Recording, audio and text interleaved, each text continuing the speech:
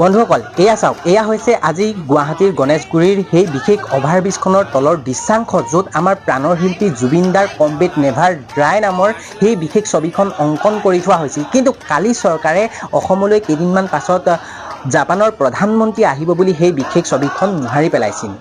চৰকাৰে বাৰে বাৰে জুবিন দাৰ সত্তাটোৰ লগত জুবিন দাক লৈ বাৰে বাৰে ৰাজনীতি কৰি থকাৰ ফল আজি হাতে হাতে পালে, কিয়নো জুবিন দাৰ অনুৰাগীসকলে আজি গুৱাহাটীৰ গণেশগুৰিৰ সেই বিশেষ অভাৰব্ৰিজখনৰ তলত গৈ প্ৰতিবাদ কৰিলে, আৰু যিজন শিল্পীয়ে সেই কমপ্লিট নেভাৰ ডাই নামৰ ছবিখন অংকন কৰিছিল, তেওঁৰ হাতেৰেই পুনৰ সেই ছবিখন অংকন কৰি সম্পূৰ্ণ কৰা হ'ল। চৰকাৰে বুজিয়েই পোৱা নাই যে আমাৰ অসমৰ পৰা, আমাৰ অসমৰ সকলো ব্যক্তিৰ হৃদয়ৰ পৰা জুবিন দাৰ প্ৰতিচ্ছবি মোহাৰি পেলোৱা ইমান সহজ কথা নহয়।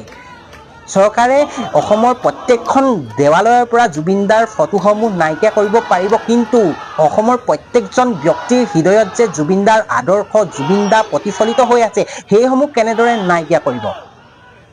আৰু তাৰ প্ৰতিফল এয়া আজি হাতে হাতে পাইছে।